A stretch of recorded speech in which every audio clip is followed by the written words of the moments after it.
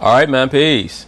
So, brothers, this is going to be our first installment for the NBA playoffs in 2019, featuring the Golden State Warriors versus the LA Clippers. That will be our first preview. So, of course, they're going to talk about it, and I'm going to chime in. We'll start with the top seed Warriors facing the 8th seed Clippers. Richard, will the Clippers be able to steal a game from the two-time defending champs? I predict that they will not. I think that the Clippers are going to get swept. I do believe that at the very least 2 out of the 4 games are going to be extremely competitive, but I do believe that the Clippers are going to get swept. We'll see. If the Warriors cannot sweep the Clippers, that probably means that they're going to be playing at least 2 7-game series after this series is done. And that's barring injury, of course. But as of right now, I'm predicting Warriors by sweep. I'm going to say no, but I think this is a great appetizer for the Warriors. I think with Patrick Beverley, he's going to wake Steph up because Steph is going to have to play it's going to be playoff basketball from the tip. I don't think that Steph is going to have to wake up. Curry's not someone who has to go into quote-unquote playoff mode or activation mode for the playoffs.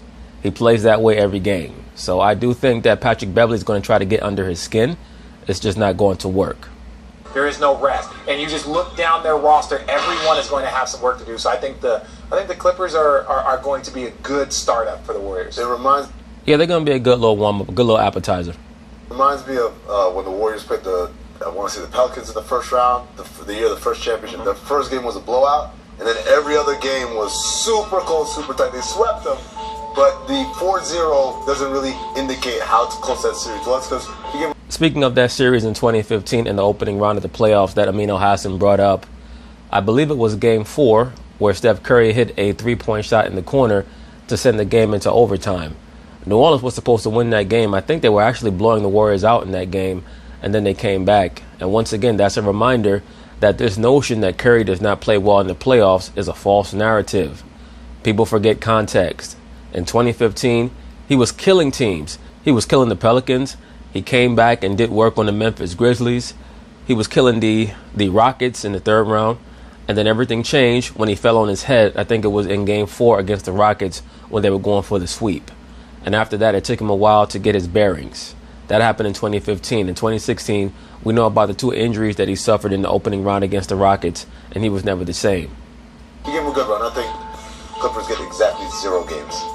All right, I can't go with these guys. There you go, Stan. Clippers 1 game. Okay, well, fair enough. But I do agree that the Warriors just have too much talent, man. You look at their starting lineup. You can argue that they have 5 Hall of Famers in their starting lineup. Is there another team in the history of the NBA that started 5 Hall of Famers? Maybe the Bill Russell Celtics back in the 60s. Maybe Danny Ainge might get into the Hall of Fame a few years from now as a player and as a GM, and then that will make that mid-'80s Celtics team have 5 Hall of Famers. But other than that, I don't think that there's been another team that has come anywhere close to having 5 Hall of Famers other than maybe the Bill Russell 1960s Celtics. This Warriors team is going to have 5 Hall of Famers, assuming Draymond Green goes to the Hall of Fame. they could be competitive games, even though it's a 4 or 5 game series. Yeah, and you look at it, you got Klay Thompson that's going to have to guard Lou, so Klay's defense is going to have to wake up early. Like, no, you got a guy that has given you, I think they gave him a 50 ball last year, This man is not afraid of you. He's going to score. So you got Steph that's going to have to wake up early. You got Klay that's going to have to wake up early. So I think that just kind of gets the Warriors in that early playoff mode. Yeah, it's interesting to just kind of see how the Clippers have evolved here during the season, right? Oh, it's incredible. The job Doc's done this year. I mean, also the job that Jerry West has done. I think that Doc Rivers has become a better coach now that he's had certain responsibilities taken away from him. When they made the trade, everybody figured, okay, great trade for the future. Give up the 8th playoff seed. It says under Stan Van Gundy's name, handle sicker than the flu.